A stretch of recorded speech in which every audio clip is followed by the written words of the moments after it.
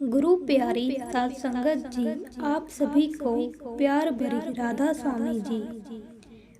आज की जो मैं साखी आपको सुनाने जा रही हूँ, यह साखी हमें एक बहुत बड़ी सीख देने वाली है। संगत जी, अक्सर हम लोग कोई बड़ी मुसीबत आने पर घबरा जाते हैं और हमारे विश्वास को डगमगाने लगाते हैं।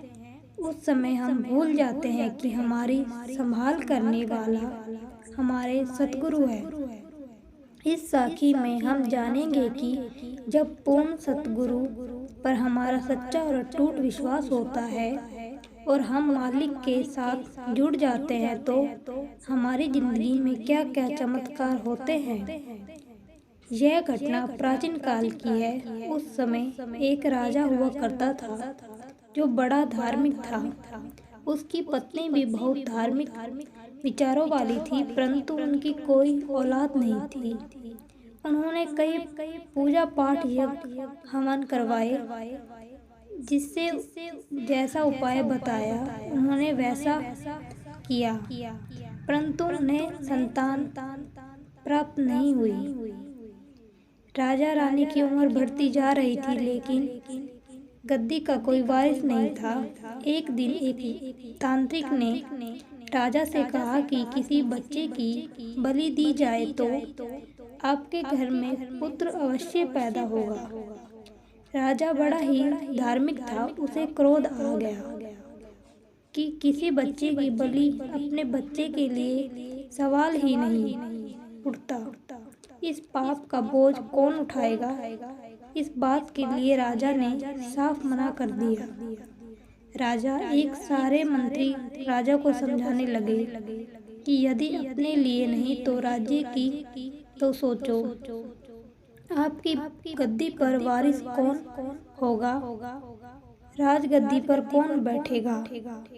आपको यह बात माननी पड़ेगी, अपने लिए नहीं तो अपनी प्रजा के लिए। राजे ने फिर भी वह बात नहीं मानी। कहने लगा कि इतना बड़ा पाप तो मैं कभी सोच भी नहीं सकता।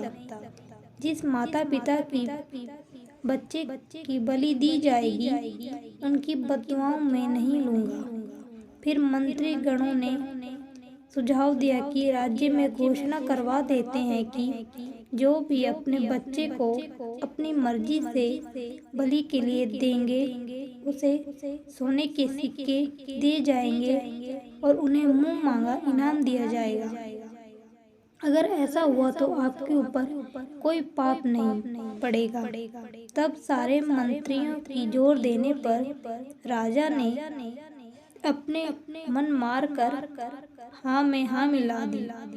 यह सोचकर कि कौन ही माता पिता अपने बच्चे की बलि देगा।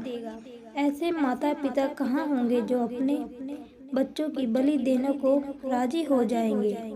यह सोचकर राजे ने हाँ कर दी।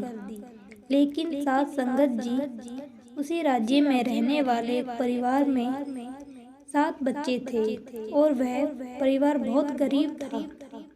उनके 6 बच्चे तो खेत में काम करते थे, लेकिन जो सबसे छोटा बेटा था मेहनत कम करता था और सतगुरु का सिमरन ज्यादा करता था।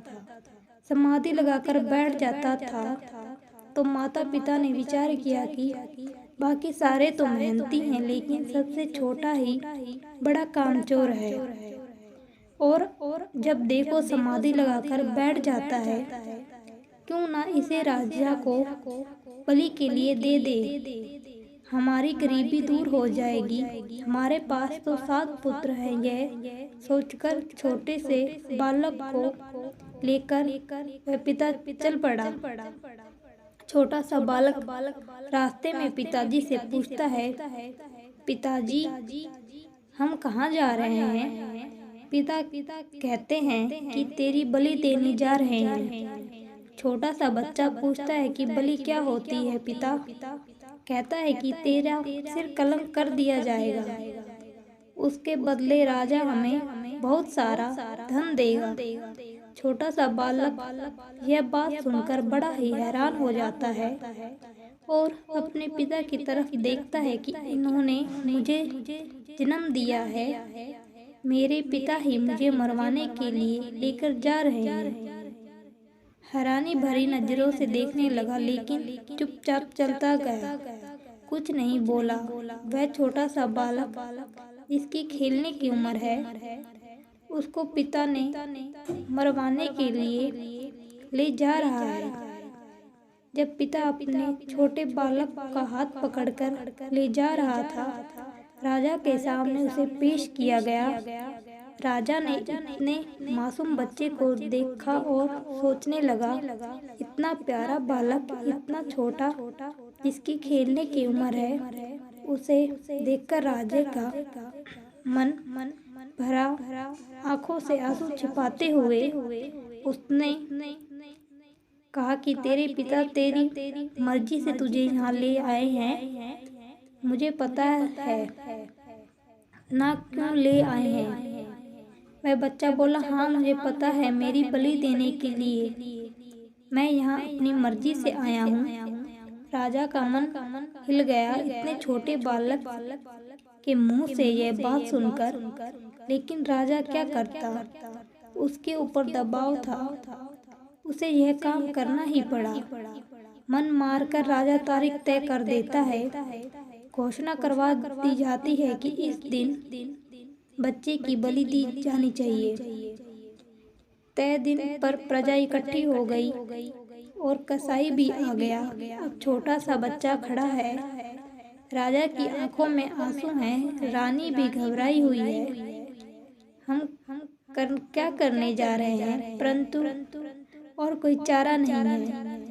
आखिर में जब समय आता है तो राजा बालक से पूछता है, बेटा कोई आखिरी ख्वाहिश है तो बता दो। साथ संगत जी, अब वो बालक जो उदास खड़ा है कहने लगा, हाँ एक ख्वाहिश तो है, मैं थोड़ी देर खेलना चाहता हूँ। राजा ने कहा, ठीक है खेल लो। फिर उस बालक ने क्या किया, उसने मिट्टी इकट्ठी की जो वहाँ पड़ी हुई थी। काफी मिट्टी इकट्ठी कर ढेरियाँ बना दी और फिर एक ढेरी के सामने खड़ा होकर कुछ बोलने लगा और उसके बाद उसे पैर मारकर अब गिरा दिया।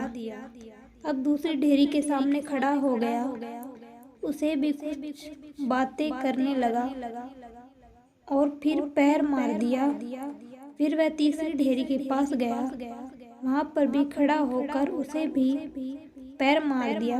अब चौथी ढेरी के पास जाकर खड़ा हो गया और घुटनों के बल गिर पड़ा। वह कुछ बोला, लेकिन उसने पैर नहीं मारा। अब वह बालक तीन ढेरियों को गिरा देता है, लेकिन चौथी ढेरी आके घुटनों के बल बैठ जाता है। सभी लोग यह दृश्य देख रहे थे और हैरान हो रहे थे कि यह कौन सा खेल है। अब थोड़ी देर बाद बालक उठता है और राजा से कहता है, राजा अब तुम अपना काम कर लो, मेरी बलि दे दो। राजा, जिसकी आंखों से आंसू आ रहे थे, राजा बालक से पूछता है, बेटा ये कौन सा खेल था जो तुम खेल रहे थे? मुझे जानना है कि क्या खेल खेल रहा था तूने तीन ढेरियां तो लात मारकर गिरा दी, लेकिन चौथी को नहीं गिराया। वह बालक कहता है, राजन आपको क्या लेना, मेरे ख्याल से आप अपना काम कीजिए। तो राजा कहने लगा कि मुझे यह बता दो कि यह खेल क्या था, मैं जानना चाहता हूँ।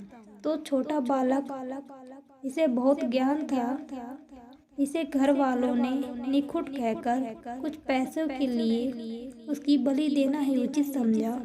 वह ज्ञानी बालक कहता है कि हर इंसान के जीवन में आश्रय होते हैं।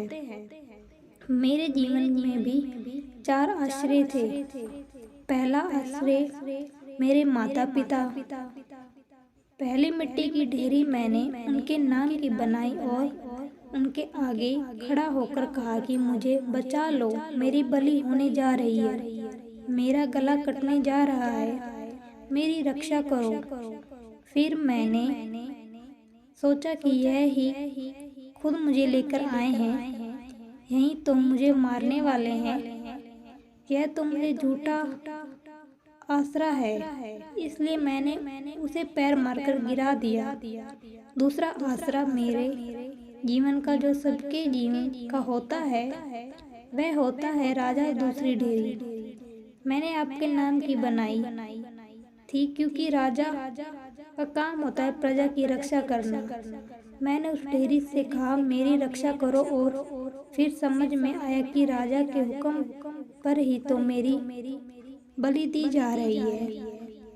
अगर रक्षक ही भक्षक बन जाए तो कौन बचाएगा? इसलिए तीसरी ढेरी आपके नाम की, दूसरी ढेरी आपके नाम की मैंने गिरा दी। अब तीसरी ढेरी मैंने बनाई प्रजा के नाम की, जो प्रजा होती है अपने साथियों की रक्षा करती है, मिलजुल कर रहती है। परंतु यहाँ तो प्रजा मेरी गर्दन काटने का तमाशा देख रही है। एक ही इंसान इस सब में से बलि को रोक नहीं आया, सब तमाशा देखने के लिए आए हैं, इसलिए इसे भी मैंने पैर मारकर गिरा दिया। परिवार, राजा और प्रजा मेरे कोई काम की नहीं आए, लेकिन आखिरी ढेरी मेरे सतगुरु की है, जिसका मैं नाम जपता हूँ। उसके एक मालिक की ढेरी के आगे मैंने घुटने टेक दिए। हे प्रभु, सब आश्रय झूठे हैं, सबने धोखा दे दिया मुझे। अब तुम मुझे विश्वास है, एक तू ही है जो मेरी रक्षा कर सकता है, और इसलिए मैंने उस ढेरी को पैर नहीं मारा। मुझे उस पर ऐसा विश्वास है कि वह चाहे तो कुछ भी हो सकता है। राजा यह बात सुनकर जोर जोर से रोने लगा। एक छोटे से बच्चे से इतना ज्ञान सुनकर वह हैरान हो गया कि राजा तो रक्षा करता है, वही भक्षक बन गया। वह मंत्रियों और उस तांत्रिक पर चिल्ला पड़ा कि तुम सब लोगों के कहने पर मैंने ये हवन यज्ञ सब कुछ किया, जो जो कहा सब किया, लेकिन फिर भी मुझे संतान प्राप्ति ना हो सकी। लेकिन इसकी क्या गारंटी है कि बलि देने से बच्चा मिल जाएगा?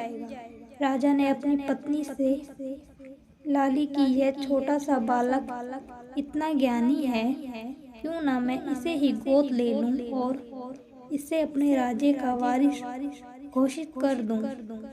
इससे बड़ा ज्ञानी कौन होगा मिलेगा, क्यों ना मैं इसे ही राजगद्दी का वारिस बना दूं। पत्नी ने एकदम हाँ भर दी। राजा भी खुश हो गया और रानी भी, सारी प्रजा खुश हो गई। यह बात बालक दौड़कर जाकर उस ढेरी को लिपट गया। मुझे पता था मेरे सतगुरु तू ही एक सच्चा आसरा है, एक तू ही है जो बाजी को पलट कर रख सकता है।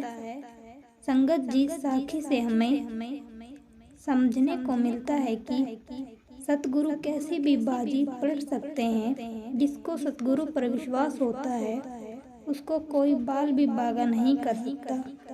साथ संगत जी, अगर आपको वीडियो अच्छी लगी तो लाइक करें और चैनल को सब्सक्राइब करें।